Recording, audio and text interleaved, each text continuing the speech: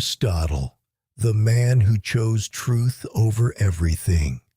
Imagine you are 17 years old. Your father is dead. You buried him young, before you had the chance to understand who he really was, before you could ask him the questions that start forming. Only after someone is gone. Your hometown of Stagira, a small, quiet coastal city in northern Greece, is behind you.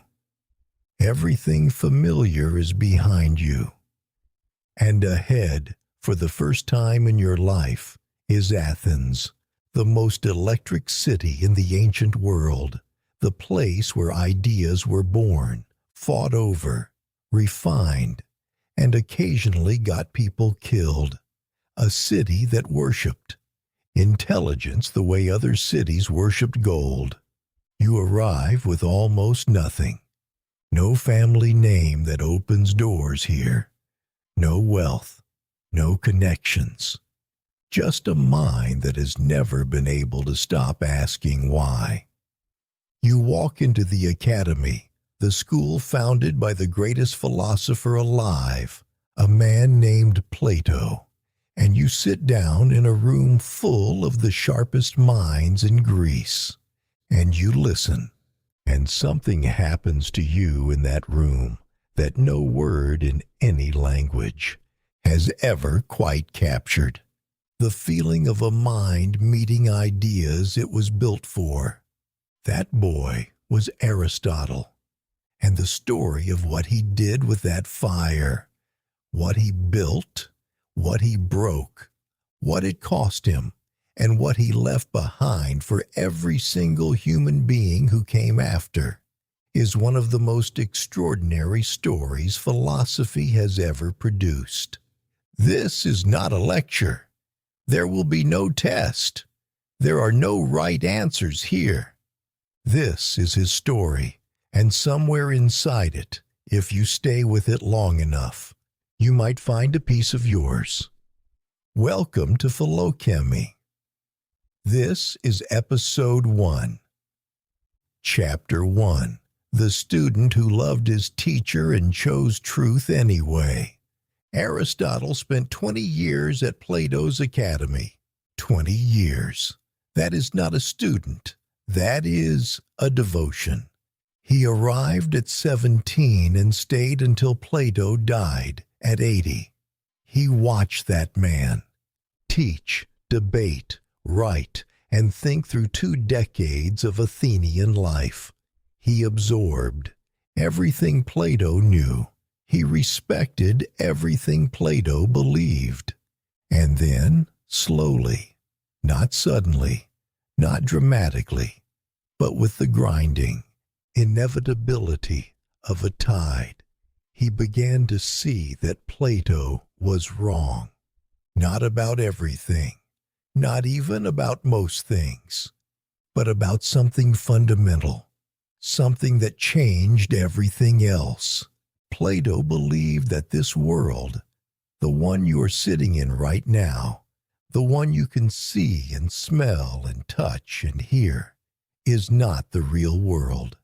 He believed that what we experience with our senses is just a shadow, a pale, imperfect copy of a higher reality, a realm of pure, eternal, perfect forms, the form of beauty, the form of justice, the form of the good, perfect templates floating somewhere beyond human perception. And everything down here is just a dim reflection of those originals. It is a beautiful idea, genuinely beautiful. There is a reason Plato's philosophy still moves people 2,500 years later. But Aristotle, who had spent years watching the world the way his physician father had taught him to watch the world, with the careful, patient attention of someone who believes that reality is not hiding from you. It is simply waiting for you to look. Aristotle could not accept it, because the world he observed was not a shadow. It was specific. It was detailed. It was endlessly, extravagantly real. The way a wing bends in flight, the way a tide comes in at the same hour across different coasts, the way an embryo develops from almost nothing into something impossibly complex. Truth, he believed, was not hiding above the clouds. Truth was right here, in the dirt, in the detail, in the exact and patient study of what is actually in front of you. And here is where the story gets painful, because to say this publicly, to build a philosophy that directly contradicted the man who had given him 20 years of his life, who had shaped the way he thought about every single thing, that was not an intellectual disagreement. That was a rupture. That was choosing something over someone. And Aristotle did it anyway. He wrote it plainly, without decoration. Plato is dear to me, but dearer still is truth. Think about what it costs to write that sentence. To look at the person who made you who you are, who believed in you before you, had given anyone reason to, and choose something else over them. Not cruelty, not arrogance, just the unbearable weight of integrity. He never stopped respecting Plato. He quoted him constantly. He engaged with his ideas seriously for the rest of his life. But he could not follow him somewhere he did not believe. That choice, made quietly, in writing, by a young man in a borrowed city, is the foundation of everything Aristotle built for the next 50 years. And it is the first thing he teaches us, that sometimes the most loving thing you can do, for truth, for yourself, for the people who come after you, is refuse to agree with someone you love. Chapter 2. The question that consumed him. After Plato died, Aristotle left Athens. He spent years traveling. He went to the coast of Asia Minor, to the island of Lesbos, where he did something almost no philosopher before him had bothered to do. He went to the sea. He waded into tidal pools. He collected specimens. He observed marine creatures, with the focused attention of a man who genuinely believed that the truth of the universe could be found in the body of a cuttlefish if you looked closely enough. He cataloged over 500 species of animals. He described the development of a chick embryo day by day inside the shell.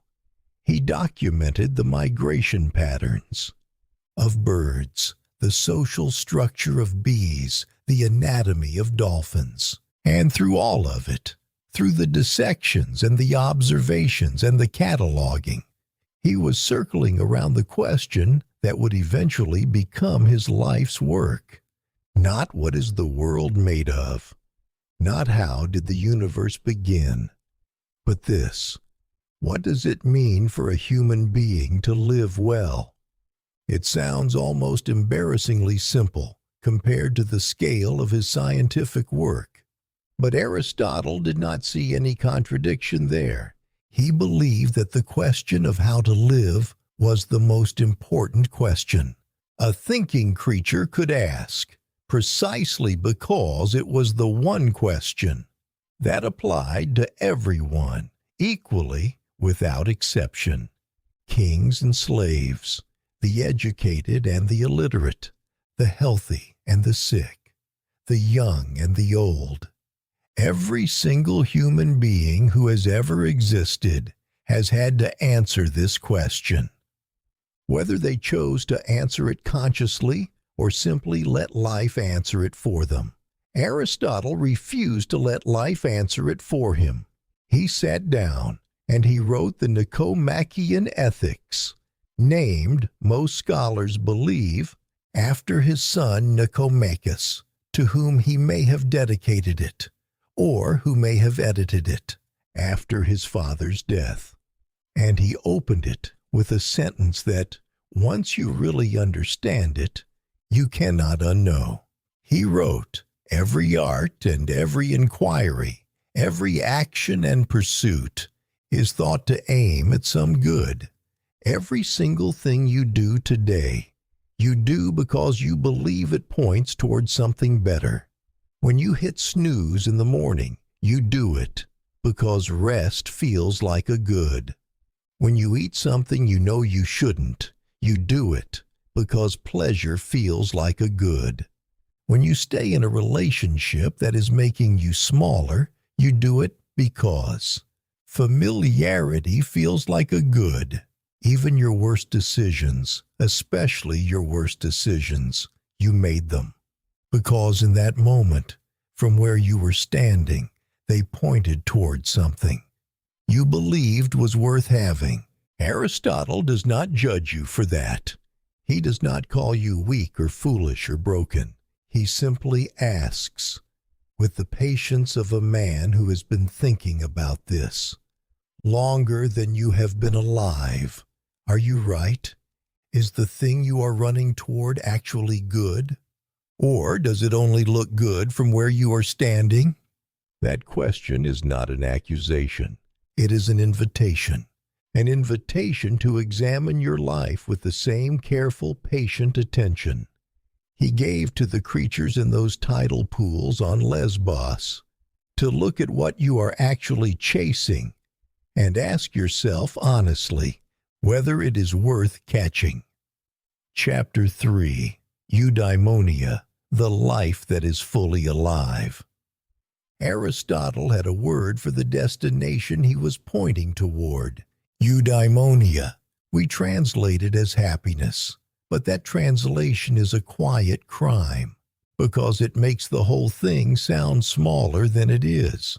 Happiness, as we use the word, is something that happens to you. Good news arrives and you feel it. The weather is perfect and you feel it. Someone you love walks into the room and you feel it. It is warm and it is real, but it is fragile. It depends on conditions. It comes and goes with the tides. Eudaimonia is not a feeling. It is a condition of being. It is what happens when a living thing is fully, completely, genuinely itself.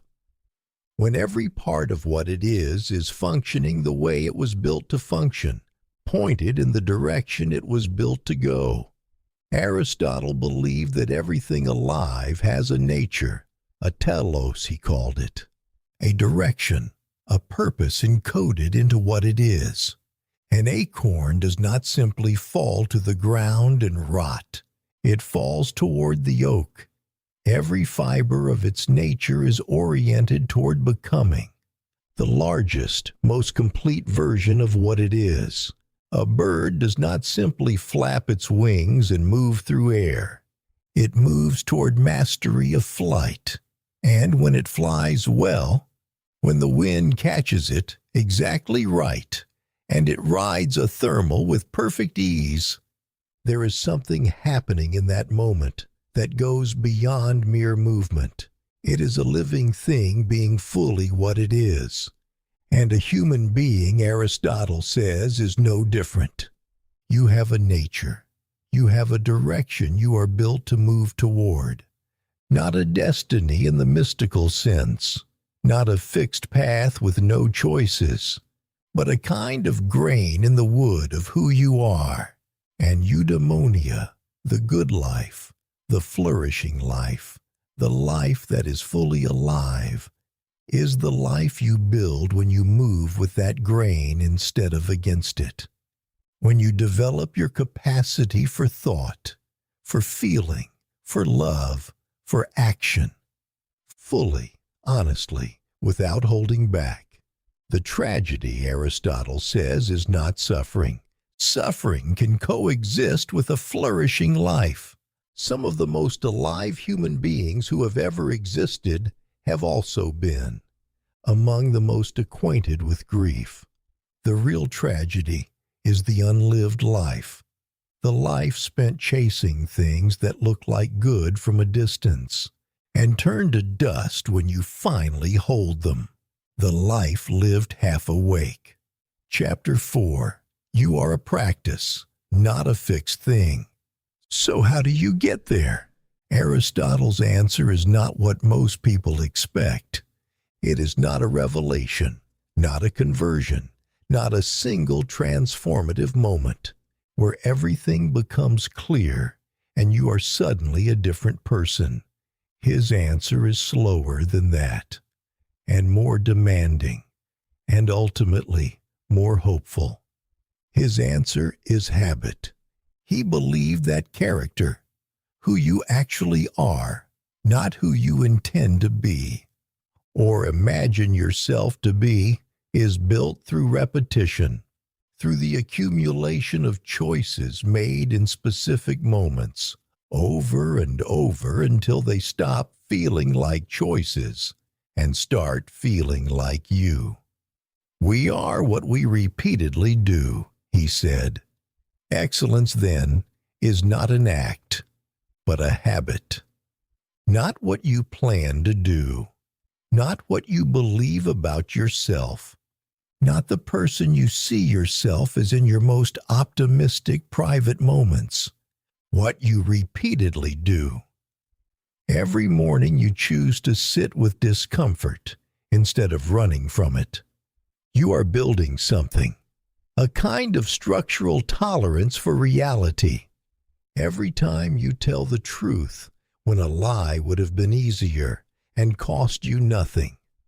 You are building something, a relationship with your own integrity. Every time you stay present with someone who is struggling, even when you have nothing useful to say. You are building something, a capacity for love that goes beyond feeling. And every time you don't, every time you choose the easier thing, the more comfortable thing, the thing that costs you nothing in the moment, but slowly, quietly, compounds into a life you did not quite mean to live. You are building something too. This is not a reason for guilt. Aristotle was not interested in guilt. Guilt is a feeling. A feeling passes. He was interested in something more durable than guilt. He was interested in attention, in the practice of noticing what you are actually building, day by day, choice by choice, habit by habit, and asking whether it is what you meant to build, because here is the most hopeful thing Aristotle ever said. Buried inside what sounds like a demand, you are not fixed. You have never been fixed. You were not born with a set character that you either have or you do not. You are not destined to be the person your past has produced. You are a practice, an ongoing, never finished, always in progress practice. And every single day, every single ordinary, unremarkable, forgettable day is another session of that practice, another chance to build something closer to who you are capable of being. Chapter 5. The Friend Who is a Second Self. I want to stay with one more thing, because I think it is the most important. In the Nicomachean Ethics, 10 books, hundreds of pages, covering justice, and courage and wisdom and politics, and the nature of the soul. Aristotle dedicates 2 full books to friendship. 2 out of 10. Not as a warm afterthought, not as a nice way to round things out, as a central, irreplaceable piece of what it means to live well. He writes, without friends, no one would choose to live, even if he had all other goods. Let that land for a moment. He is not being poetic. He is not exaggerating for effect. He means it precisely, clinically. as a statement of observed fact, even if you had everything. Wealth that removed every practical problem from your life. Power that meant no one could ever harm you. Health and beauty and intelligence. The admiration of everyone around you. Without true friendship, the real kind, the rare kind, you would not choose to live. He identified 3 kinds of friendship so we could stop confusing them. The first kind is based on usefulness. 2 people who need each other. For practical reasons, a business partnership, a professional alliance, someone who knows people you need to know. These are real relationships. They matter, but they are conditional. When the usefulness ends, the friendship ends with it. Neither person is wrong for this. It is simply what it is. The second kind is based on pleasure. 2 people who enjoy each other, who make each other laugh, who share interests and energy, and a way of seeing the world that feels good to be around, also real, also conditional. When the pleasure fades, and pleasure always fades, so does the bond. And then there is the third kind, the kind Aristotle calls perfect friendship, the kind so rare that most people go their entire lives, catching only glimpses of it. 2 people who see each other clearly, fully, without performance or projection, and choose each other anyway, not for what the other person provides, not for how they make you feel, not for what it looks like from the outside, for who the other person actually is. A friend, Aristotle writes, is a second self. A second self. Think about what that means. Not a mirror that flatters you. Not someone who makes your life easier. Not even someone who makes you happy. Someone who holds the parts of you that you cannot hold yourself. Someone who sees your worst and does not flinch.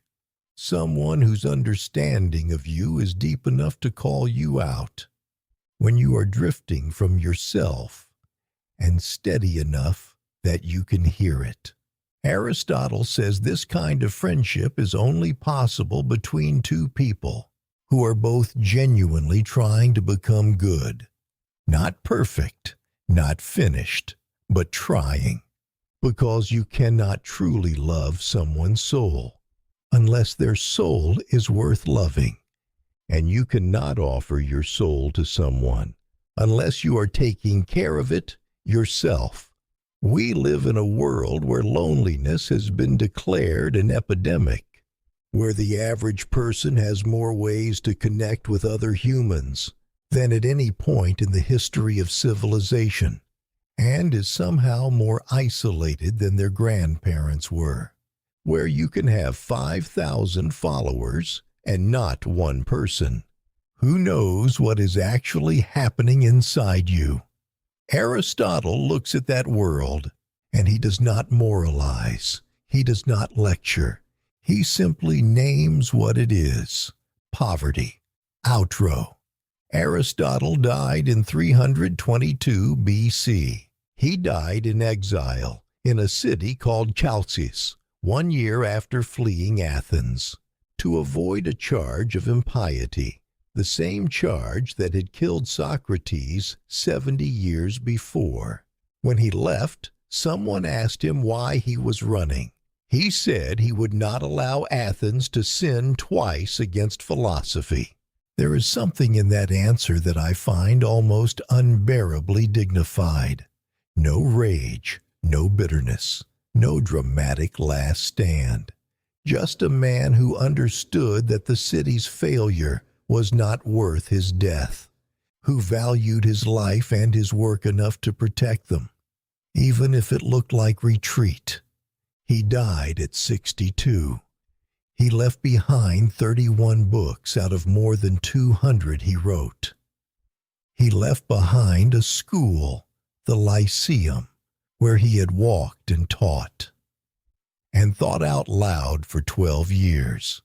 He left behind a method of asking questions that still runs underneath every scientific experiment, every legal argument, every diagnostic process, every conversation where a human being looks at the world and asks, not just what is happening, but why, and toward what, and what it means. But more than any of that, more than the books, and the school, and the method, he left behind a challenge, not written in stone, not issued as a command, written in the quiet space between two ideas, in the pause between a question and the moment you decide whether to really answer it.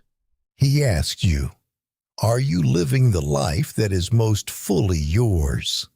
Not the life that was expected of you, not the life that looked like the right choice from the outside, not the life you drifted into because it was easier than deciding. Your life, the one that is built from your actual nature, moving toward your actual potential, in the company of people who actually know you. Are you building the habits, quietly, daily, without applause, that are constructing the person you are capable of being? Or are you waiting for a different day, a better moment, a version of yourself that will somehow appear without being made? And do you have, somewhere in your life, even one person who is a second self to you? One person who sees you clearly and chooses you anyway? These questions are not comfortable. He never promised comfort. He promised something harder and rarer and worth more. The roots of education are bitter, he said, but the fruit is sweet. So, here we are, at the beginning. You have just spent 15 minutes with a man who has been dead for 2,000 years, and who somehow knows more about the shape of your life than most people you have ever met. That is philosophy. That is what we do here. Welcome to Philocemy.